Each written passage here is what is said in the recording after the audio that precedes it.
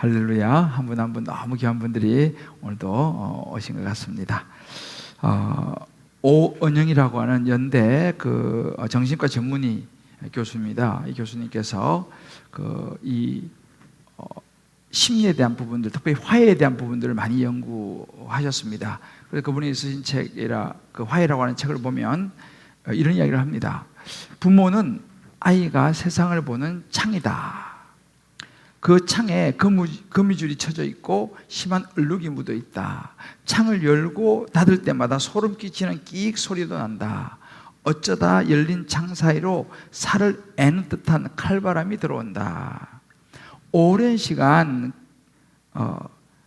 그런 창으로 세상을 보면 다른 사람을 바라보는 사회성, 또 세상을 바라보는 가치관, 또 내가 나를 바라보는 자존감, 이런 것에 많은 문제가 생기기 시작한다 라는 이야기를 했습니다. 굉장히 공감이 가는 이야기입니다. 부모의 삶, 부모의 살아가는 모습들이 자녀의 마음에 창을 형성한다는 거죠. 그래서 이 사회성, 가치관, 자존감, 이 모든 것이 사실은 이 마음의 창의 문제라는 것입니다. 그래서 지금 우리가 5월 이 가정의 달, 정말 저도 이제 부모입니다만 부모가 얼마나 중요한가를 다시 한번 생각하게 됩니다. 우리 한번 이 가정의 달, 가정에서나 또 현장에서 우리 옆에 분에게 이렇게 한번 서로 격려했으면 좋겠습니다. 부모가 아이가 세상을 보는 창입니다. 부모가 아이가 보는 창이 된다는 이야기죠. 그렇게 보면 오늘 우리가 보고 있는 이 요셉이 세상을 보는 창은 누구의 영향을 받았을까요? 그의 아버지 야곱이었습니다.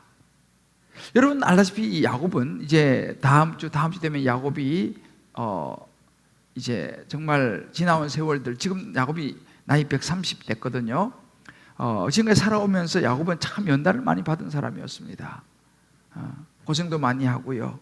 그런데 그 과정 속에서 곱이 하나님을 깊이 만났고 하나님을 붙잡았던 완전하지 않지만 그래도 믿음의 사람이었습니다. 아마 이 요셉이, 특별히 야곱이가 요셉을 이뻐했지 않습니까? 그러니까 요셉을 데리고 때로는 가끔씩 하나님에 대한 이야기를 아마 들려주지 않았을까라는 생각을 해보게 됩니다. 그러면서 요셉의 마음의 창이 뭐냐면 하나님에 대한 그런 믿음, 하나님의 구원의 역사를 보는 그런 마음의 창이 생기지 않았을까라는 생각을 해보는 거예요. 그래서 우리가 창세기 37장 11절에 보면요, 요셉이 꿈을 꿉니다. 해와 달과 12별이 자기에 절하는 그런 꿈을 꾸고 곡식단들이 자기 곡식에 절하는 그런 꿈을 꾸고 이야기할 때 형들은 다 아주 기분 나빠했습니다. 무슨 이상한 소리 하냐고, 저리 가라고. 그런데 그 아버지 야곱은 그 요셉의 말을 마음에 간직해 두었다라고 성경이 기록합니다. 무슨 이야기인가요? 이미 야곱은 비록 그 꿈 내용이 별로 썩 유쾌한 내용은 아니지만 그 속에 담긴 하나님의 계획과 뜻을 어렴풋하게나마 느꼈으리라 생각합니다. 이것이 야곱의 신앙의 모습이었습니다. 이런 야곱의 아버지의 신앙의 믿음의 모습이 요셉에게 흘러왔던 것이죠. 이 요셉 얼마나 힘든 인생을 17살 때부터 살았습니까? 형들에게 미움을 받아서 애굽에 팔려가고 보디발 집에 노예로 팔려가고 또 거기서 누명을 쓰고 감옥에 들어서 감옥 생활하고, 이런 요셉이 살아왔던 삶을 돌아보면 얼마든지 요셉의 사회성은 일그러질 수 있었다는 사실이죠. 세상을 보는 눈은 그야말로 적개심과 분노로 아주 부정적인 가치관 형성될 수 있는 환경이었습니다. 물론 버림받은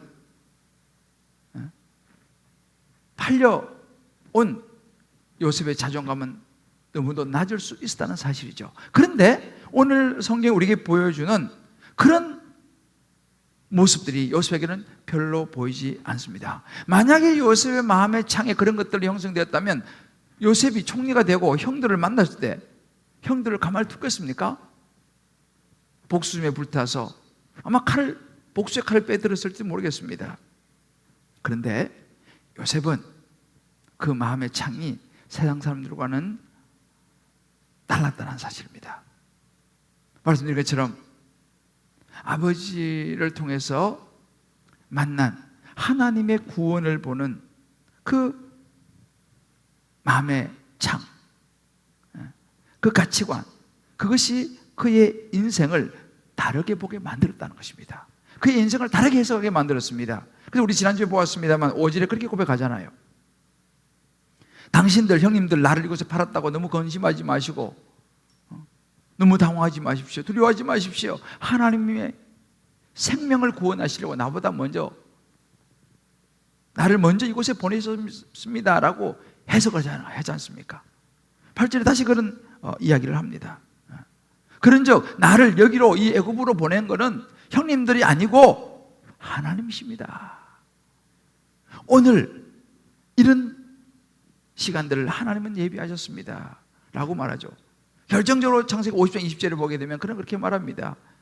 형님들은 나를 해하려고 했지만 하나님은 그것을 선으로 바꾸셔서 오늘같이 많은 백성의 생명을 구원하게 하셨습니다. 할렐루야. 이것이 요셉이 세상을 보는 창이었습니다. 하나님의 섭리, 하나님의 구원이라고 하는 이 가치관으로 이 마음의 창을 가지고 보니까 그동안 겪었던 수많은 고통의 시간들이 다르게 해석되더라는 거예요. 결국은 그것은 요셉으로 하여금 그 형들을 받아주고 용서하고 화해할 수 있는 결정적인 이유가 가치관이 되었다라는 사실입니다. 자, 그렇다면 이제 이렇게 구원의 관점, 구원의 창이라고 하는 이런 관점으로 형들을 바라보고 자기 인생을 해석한 이 요셉에게 어떤 회복이 일어났을까요? 그 형들과 집안에 어떤 회복이 일어났을까요? 저는 오늘 이 말씀을 통해서 성령께서 이 화해가 가지고 온 그 집안의 축복, 이것을 저와 여러분 한 분 한 분이, 또 가정에서 예배드리시는, 온라인으로 예배드리시는 모든 분들 한 분 한 분이 이 부분을 잘 깨닫게 성령께서 도와주시고, 우리의 삶 속에서도 이런 용서와 화해가 필요한 그런 부분이 있다면 이 말씀을 잘 적용해서 이 요셉이 받은 놀라운 은혜와 이 축복, 회복의 역사가 저와 여러분 모두에게도 일어날 수 있게 되기를 주님의 이름으로 축복합니다. 할렐루야. 화해의 또 한 걸음을 오늘 내딛는 것입니다. 자, 우리 한번 옆에 이렇게 한번 축복합시다. 오늘 화해의 또 한 걸음을 내딛어 봅시다. 네. 자, 그러면 화해가 가져온 축복이, 회복이 무엇이었을까요? 그 첫 번째는요, 관계였습니다. 관계 회복이 일어났습니다. 이 아픔과 슬픔 속에 이 요셉이 형들을 만나고 그의 이제 친동생이죠, 라헬 엄마 같은 배에서 태어난 이 베냐민을 만났을 때 그의 목을 끌어안고 웁니다. 처음에는 형들도 그렇고 베냐민도 그렇고 완전히 얼어버렸죠. 두렵고 당황하고. 그런데 요셉이 먼저 베냐민의 목을 끌어안고 눈물을 흘립니다. 그때서야 안심이 되는지 베냐민도 요셉의 목을 끌어안고 우는 장면이 나옵니다. 여러분, 눈물은요, 가만히 보면 언어예요, 언어. 눈물이라는 것은 참 귀한 것이죠. 내가 당신을 받아줍니다, 내가 당신을 이해합니다라고 하는 이 언어가 사실은 눈물 속에 담겨 있죠. 이 회복에 그런 언어 몸짓이었다고 말할 수 있습니다. 자, 이 눈물은 바로를 움직입니다. 당시 애굽의 왕 바로, 우리 지난번에 봤으면 2절을 보게 되면 이 요셉이 우는 소리가 바로 궁에 들렸다고 했지 않습니까? 이 자신과 자신 나라 애굽을 구한 이 총리 요셉의 형들이 왔다는 소식이 바로 왕에게 들립니다. 그러자 어떤 일이라냐면 이 바로 왕도 또 그 신하들도 굉장히 기뻐하고 좋아하는 장면이 나와요. 이 부분 사실 쉽지 않습니다. 왜냐면요, 여러분 생각해 보세요. 지금 이 요셉은 외국 사람입니다. 말하자면 이 타국에서 온 사람이요. 그 출신도 좋지 않아요. 노예 출신입니다. 노예 출신. 그런데 지금 바로왕 다음에 2인자로 총리가 됐습니다. 그러니까 그 나라의 출신의 이런 사람들 텃세가 얼마나 심했겠어요. 그죠? 당연히 우리가 그런 자리에 올라가야지. 이상한 사람이면 뭐 굴러온 돌이 뭐 바뀐 돌 뺀다고 그런 분위기지 않습니까? 그런데도 불구하고 바로 왕뿐만 아니라 그 주변의 신하들도 다 요셉의 형들이 왔다는 소식에 굉장히 기뻐하는 모습을 보게 돼요. 이 부분이 사실은 쉬운 부분이 아닙니다, 여러분들. 여러분 직장 생활 해보시면 그런 아실 거예요. 윗사람에게 좀 잘하고 뭐 그럴 수 있죠. 또 혹은 아랫사람에게도 좀 잘할 수 있습니다. 그런데 두루두루 잘하기는 되게 어렵지 않습니까? 그죠? 근데 지금 이 요셉이가 얼마나 평소에 잘했으면 그렇게 요셉을 시기하고 그런 사람이 없어요. 오히려 기뻐하지 않습니까? 이것이 어찌 보면 그리스도인의 삶의 모습이 되어야 될 줄을 믿습니다. 이 부분도 참 우리가 눈여겨볼 부분들이, 요셉은 눈여겨볼 부분들이 참 많습니다. 근데 아무튼 여기서 보면 이 소식을 들은 이 바로 왕이 너무 기뻐하면서 기꺼이 수레를 내주면서 요셉에게 형들, 아버지, 가족들 다 초청하라고 초청장을 보냅니다. 생각해 보십시오. 만약에 요셉이 그 형들 향해서 이런 구원의 관점으로 이 구원의 마음의 창을 가지고 그들을 받아들이지 않았다면, 그들과 함께 화해하지 않았으면 이런 일이 일어났을까요? 이런 일이 일어나지 않았겠죠. 바로가 알 수도 없으니까요. 이것이 바로 참 이 화해로 인해서 생겨나는 좋은 은혜들입니다. 회복의 모습들이죠. 관계가 이렇게 회복이 되는 거예요. 이 화해가 구체적으로 보면 이제 다음 주에 이제 좀 더 화해 그 다음이 이제 나오는데요. 이 요셉이 형들에게 어떤 제스처를 치냐면 옷을 한 벌씩 줍니다. 선물을 합니다. 여러분 당시는요, 이 천이 굉장히 귀했기 때문에 옷을 선물한다는 것은 굉장히 귀한 거라고 우리가 볼 수 있습니다. 이것이 어찌 보면 화해의 마음을 표현하는 것이죠. 근데 어떤 학자는 이렇게 이야기하는 사람이 있어요. 이 왜 옷을 선물했느냐? 옷이라는 것이 무엇입니까? 사연이지 않습니까? 자기가 아버지가 야곱이 편애해가지고 자기한테는 채색 옷을 입히지 않습니까? 좋은 왕자들이면 좋은 옷을 입혔습니다. 형들이 너무 시기했죠. 자기들한테 대충 입히고 요셉이한테 좋은 옷을 입혔으니까 아마도 요셉이가 그 생각이 남아있지 않았을까라는 생각을 하는 거죠. 그래서 과거에 나만 좋은 옷 입은 것이 너무 미안해서 아마 형들에게 이렇게 좋은 옷을 한 벌씩 선물하지 않았느냐, 뭐 그렇게 보는 견해도 있습니다만, 아무튼 이렇게 요셉은 형들에게 화해의 모습을 보여줍니다. 이 화해가 이렇게 관계를 회복시키는 거죠. 더 나아가서 특별히 이 화해라는 것은요, 형들 사이의 관계, 서로 다투는 관계로부터 또 회복을 가져옵니다. 형들하고 이제 요셉이가 마음을 다 풀었습니다. 감정을 풀고 난 다음에 선물을 주고 그들을 다시 이제 고향으로, 아버지 야곱이 있는 고향으로 돌려보내면서 아버지를 모셔오도록 하는 장면이 나옵니다. 근데 그 장면에서 형들을 떠나보내면서 요셉이가 특별히 아주 당부하는 한 가지가 있습니다. 오늘 24절 말씀 보면 형들이 이렇게 말합니다. 형님들 절대 집으로 가다가 혹은 오다가 길에서 절대 다투시면 안 됩니다. 절대 서로 싸운다든지 서로 티격태격 옥신각신하면 절대 안 됩니다 라고 신시당부를 합니다. 왜 그랬을까요?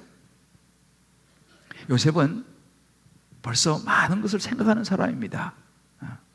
이 형들이 집으로 돌아가는 길에 분명히 서로가 의견 충돌이 일어날 수 있다는 생각을 했던 것이죠. 왜냐하면 야, 우리 동생, 우리가 판 그 동생이 애굽의 총리가 되었어부터 시작해가지고 할 얘기가 얼마나 많겠습니까? 그러다 보니까 서로 또 그런 이야기 하다가 막 서로 그냥 의견이 나눌 수도 있고, 또 뭐 누구는 야, 우리는 한 벌씩 주고 동생 베냐민은 옷을 3벌 줬어, 이거 좀 그렇지 않냐? 뭐 이렇게 또 이야기할 수도 있는 상황 아니겠습니까? 동생 베냐민한테 옷을 3벌 줍니다. 뭐 그런 이야기 할 수도 있고. 아니면 자기들이 가다가 야, 우리 정말 애굽으로 다시 돌아와서 살아날 수 있을까? 뭐 이런 두려움에 대한 이야기를 할 수 있어요. 하여튼 뭐 이런저런 이야기를 많이 하다 보면 거기서 서로가 다툴 가능성이 있다라고 하는 거예요. 또 한 가지는 뭐냐면 이제 아버지에게 돌아가서 아버지한테 설명을 했지 않습니까? 아버지한테 설명을 하다 보면 뭐라고 해야 돼요? 자기들이 20년 전에 거짓말한 게 다 뽀록 나지 않습니까? 그러면 자기 거짓말한 거 이야기하고, 그러면은 형제끼리 서로 이야기하다가 아버지 사실은요 저 형이 팔자 그랬어요. 뭐 서로 막 누가 팔자 그랬다가 뭐 누가 잘했니 못했니 막 이렇게 하다 보면 형제들끼리 서로 다투고 싸움이 날 수도 있다라는 이런 여러 가지 상황들을 요셉은 생각을 한 것입니다. 그래서 미리 이야기하는 거예요. 절대 싸워서는 안 된다, 다투서는 안 된다라는 거예요. 충분히 그럴 수 있어요. 여러분, 우리 가끔씩 그런 경우 있지 않습니까? 명절에 진짜 오랜만에 만나면 오손도손 좋은 일만 있을 것 같은데 어떨 때는요 명절에 모이면 한 번씩 싸우는 그런 경우도 있어요. 왜 그렇습니까? 옛날 모이면 다 옛날 이야기 하니까, 옛날 이야기 하다가 보니까 그때 섭섭했던 감정이 막 올라올 수도 있고, 그때 말이 형님이 막 해가지고 이래가지고 이게 그냥 명절에 그냥 서로 감정이 안 좋게 헤어지는 그런 경우도 있는 거예요.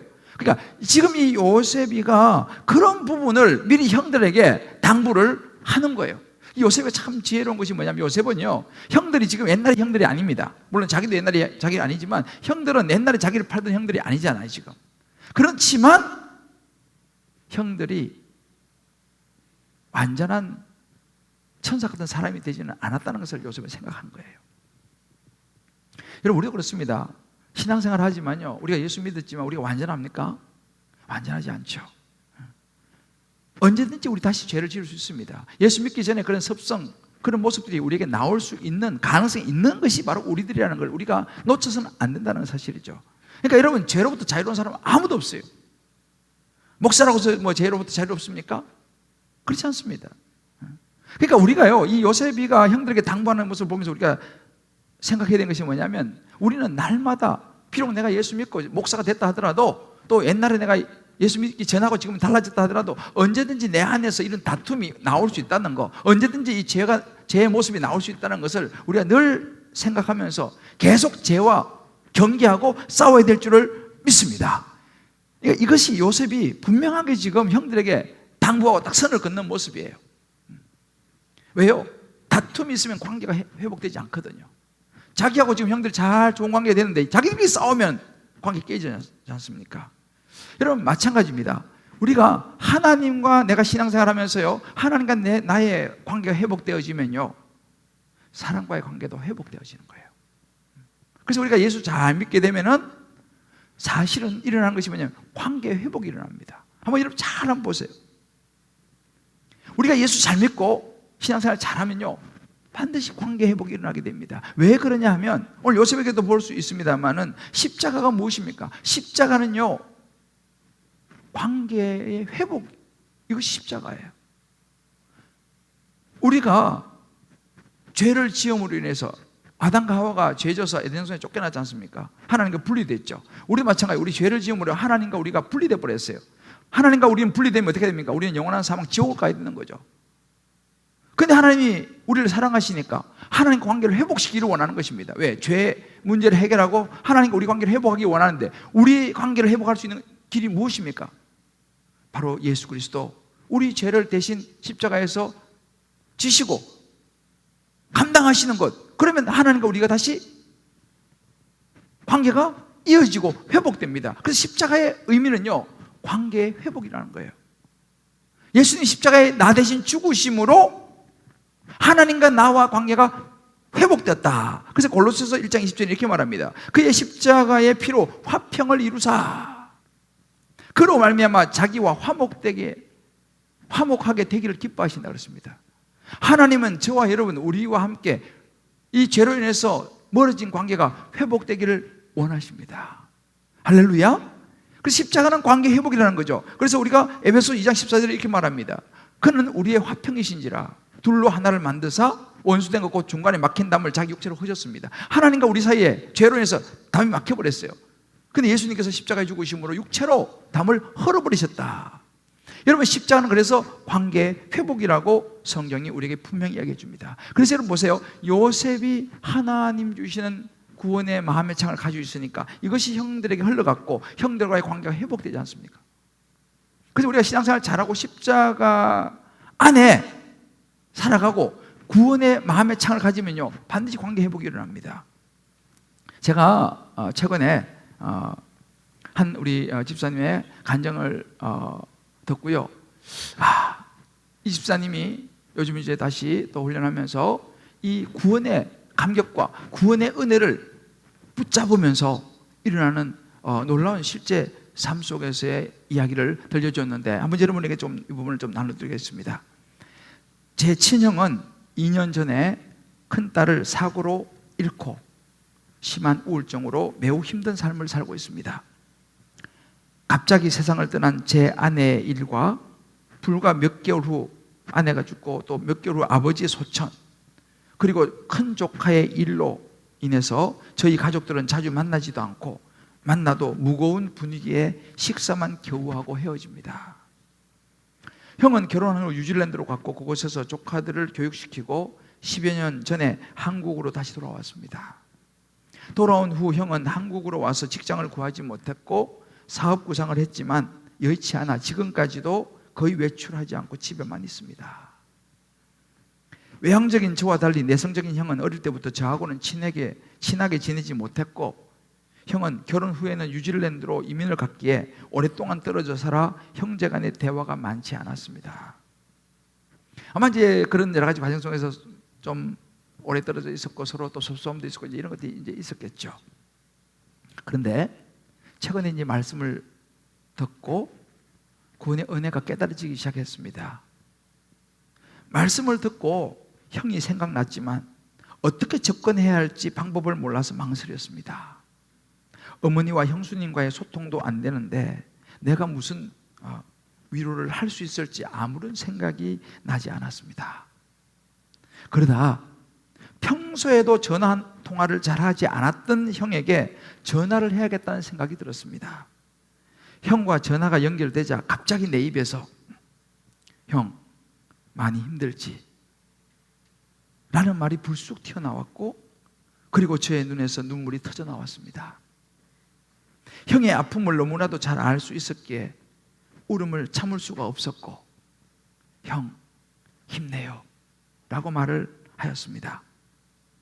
형은 처음에는 이렇게 갑자기 전화하면 어떻게 하냐고 당황했고, 그리고는 고맙단 말을 하고 짧은 통화를 마무리했습니다. 통화 후 형에 대한 생각에 마음이 저미는 듯 아프면서도 형에게 조금이라도 위로가 된 것 같아 평안함이 느껴졌습니다. 제가 이 나눔을 들었을 때 정말 마음이, 가슴이 먹먹해져 오는 것을 느꼈습니다. 이것이 십자가의 회복이구나. 십자가를 붙드니까 이런 관계의 회복이 오는구나. 여러분, 이게 절대 쉬운 일이 아니라는 거 우리 알지 않습니까? 그런데 요셉이가 형들을 받아주는 것이 쉽지 않았죠. 그런데 십자가의 은혜를 붙잡으니까 이것이 가능하더라는 사실이죠. 여러분, 십자가의 은혜를 깨닫게 되면요, 이렇게 관계의 회복이 일어납니다. 우리 한번 각자 적용해 보십시오. 혹시 여러분들 가족이나 또 주변 지인들 중에서 지난 시절 살아오면서 본이든 본이 아니든 얽히고 설킨 그런 상처와 때로 억울함으로 관계가 소원해진 그런 사람들은 없는지, 그렇다면 오늘 우리가 요셉을 묵상하면서 십자가에 우리를 위해서 대신 죽어주신 예수님의 십자가의 그 화목, 그 관계 회복을 생각하면서 힘들지만 손을 내밀어 보지 않으시겠습니까?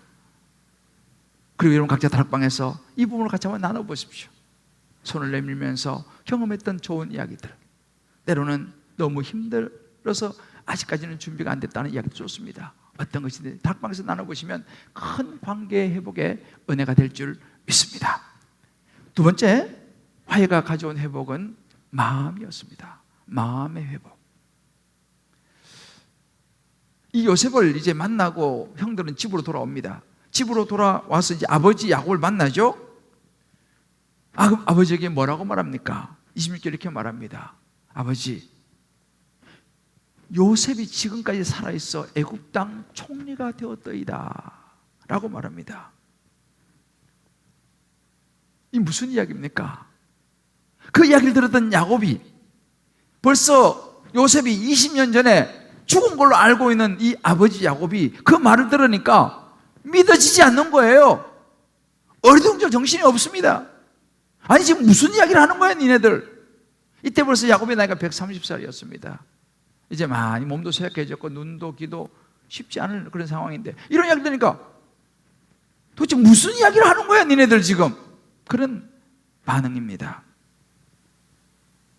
그래서 이 형제들이 그 아버지에게 자세히 자초지종을 이야기를 합니다.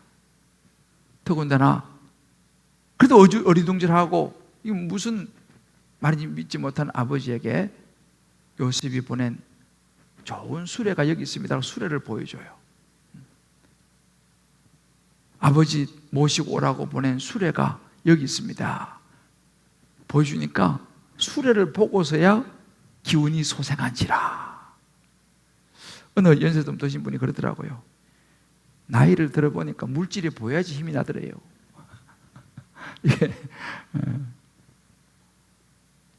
이 수레를 보니까 이게 사실처럼 그래? 그러면서 야곱이가 기운을 차립니다. 그러면서 28절에 이렇게 말합니다. 조카도다. 아니 내 아들 요셉이 지금까지 살아있어. 내가 죽기 전에 가서 봐야지 라고 기운을 차리는 것입니다. 그 순간에 얼마나 많은 생각이 주마한테 서쳤겠습니까? 20년 전에 그 아들 요셉이 사랑한 아들이 죽었다는 소식을 듣고 피 묻은 옷을 보면서 창세기 30장에 보면요 정말 내가 절망하는 그런 자신의 모습이었는데 이거 무슨 일이냐 힘이 확 쏟아오른 것이죠. 여러분 기운을 차린다는 것은요 힘이 난다는 의미 아니겠어요? 죽은 줄 아는 아들이 살아있다는 거. 죽은 줄 알았는데. 여러분 인생은요 가만히 보면 바로 이런 것입니다. 뭐 다른 것이 기운을 나게 하는 것이 아니라 사랑하는 사람과 함께 있으면 힘이 나는 거예요. 내가 너무너무 사랑했던 우리 부모님 다시 볼 줄 몰랐는데 그 부모님이 천국에 있다는 것을 알면 힘이 나는 거예요. 힘이 나는 거예요.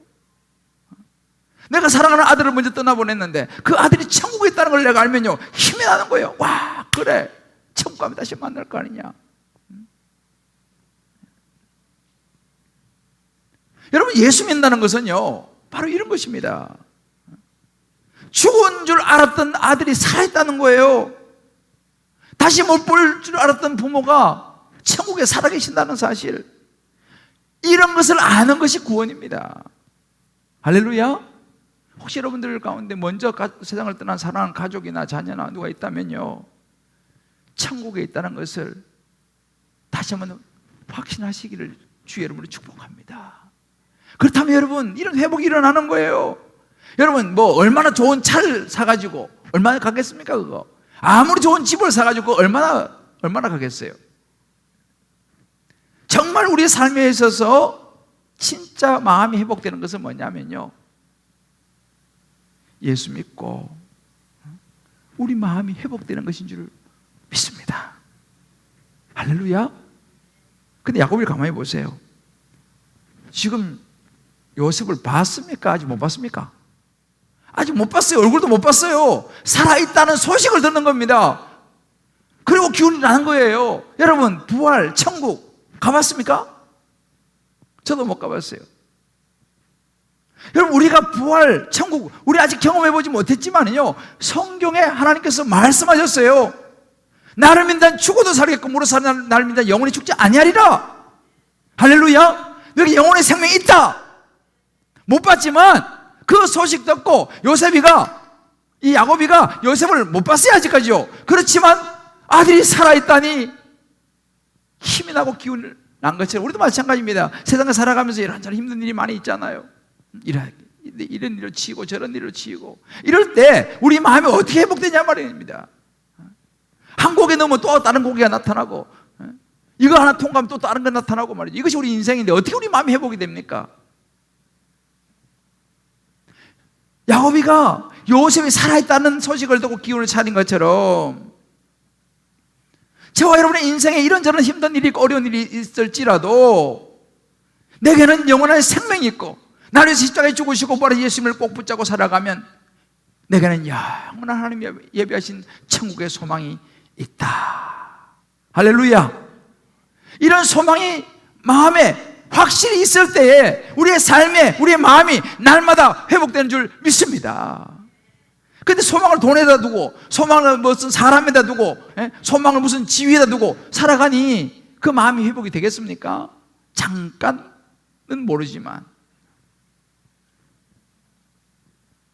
저와 여러분의 마음에 우리를 살리시고 영원한 생명을 주신 화목제물 되신 예수님을 날마다 순간마다 붙잡을 때 저와 여러분의 영이 우리의 마음이 새롭게 회복될 줄을 믿습니다. 이게 진짜예요. 이게 진짜예요. 아멘입니까? 자, 우리 옆에 이게 축복합시다. 예수님으로 말미암아 마음이 회복되기를 바랍니다. 다윗이요 시편 23편 3절에 이렇게 고백합니다. 내 영혼을 소생시키시고, 다윗은 고생 무지 많이 한 사람이에요. 도망다니면서 십몇 년을 도망다니면서 두 다리 묶고 잠도 못 잔 사람이에요. 그런 다윗이 뭐라고 말합니까? 자기 영혼이 소생된다는 거예요. 누가요? 여호와 나의 목자시니 내가 부족함이 없으리로다. 하나님을 붙잡고 하나님을 소망하니까요 그 영혼이 날마다 소생되는 거예요. 현실은 너무 힘들어요. 도망다녀야 돼요. 자다가도 또 온다고 도망가야 돼요. 그러나 그 영혼이 날마다 소생된다고 고백하는 거예요. 다윗은요 시편 69편 32절에 이렇게 고백합니다. 공고한 자가 이를 보고 기뻐하니 하나님을 찾는 너희들아 너희 마음을 소생하게 할지어다. 할렐루야. 하나님을 붙잡고 나가는 사람이 날마다 그 마음이 소생되는 줄을 믿습니다. 이 부분을 우리가 확 붙잡아야 돼요. 야곱의 마음이 소생되는 모습을 봐야 됩니다. 여러분, 이런 마음의 회복, 우리가 화해가 주는 회복의 모습인데 이것이 되면요 우리의 실질적인 삶도 있잖아요 회복이 됩니다. 제가 우리 한 집사님 간증을 좀 여러분에게 읽어드릴게요.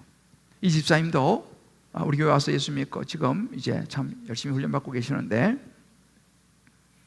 주일 예배도 가고 봉사도 열심히 했지만 내 안에 말씀이 없었습니다.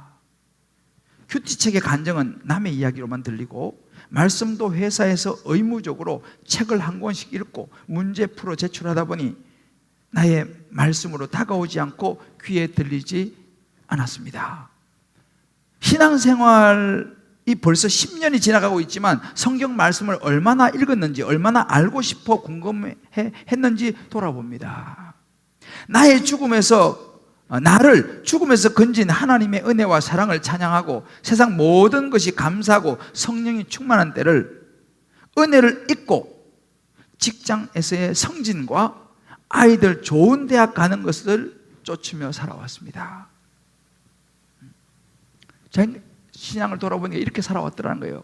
우리 교회 와서 10년 예수 믿고 이제 10년 왔는데 그러다가 이번 이제 우리 코로나 시기죠. 교회 방학 동안 신약 통독을 하면서 말씀이 조금씩 들리고 순장님께 매일 성경 말씀을 읽을 수 있도록 도와달라 했고 다락방 식구들끼리 한 장씩이라도 매일 읽고 올리는 적용을 했습니다. 말씀을 이해하고 알려고만 했지 말씀을 가지고 나의 삶에 적용하면서 살아가는 것을 몰랐기에 그동안 남편을 아이들을 너무 힘들게 했던 것들이 깨달아졌습니다.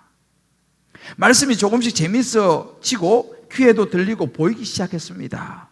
아프다는 핑계로 짜증내고 화를 자주 내는 엄마를 보며 이해가 안 되고 힘들 때도 많았을 텐데 참아주고 기다려준 남편, 아이들이 너무 고맙고 사랑스럽습니다. 하나님을 만나고 엄마가 달라졌다는 이야기를 남편과 아이들에게 들을 수 있도록 삶 가운데 말씀을 놓지 않고 성령 충만함이 넘쳐 아이들도 엄마가 만난 하나님을 궁금해하고 속히 만나고 싶어 하길 기도합니다. 할렐루야. 보세요. 말씀이 들리기 시작하고 하나님과 관계가 회복되기 시작하니까 남편에게, 자녀에게 미안한 마음이 들어가시다는 거예요. 내가 남편에게 더 잘해야지, 내 자녀에게 더 잘해야겠구나. 이것이 여러분 마음의 회복입니다. 교회 다니는 것도 중요하지만 말씀이 내 안에 들어오므로 십자가의 이 화해, 십자가의 회복이 일어나니까 이런 가정에서 부부 사이에, 부모 자녀 사이에 회복이 일어나더라는 사실이에요. 이런 은혜가 저와 여러분 모든 가정에 일어날 수 있게 되기를 주의 이름으로 축복합니다. 각자 한번 적용해 보세요. 나는 예수 믿고 마음이 회복된 그런 경험이 있는가? 교회는 다니는데 여전히 마음의 회복은 없는가? 그렇다면 왜 그럴까?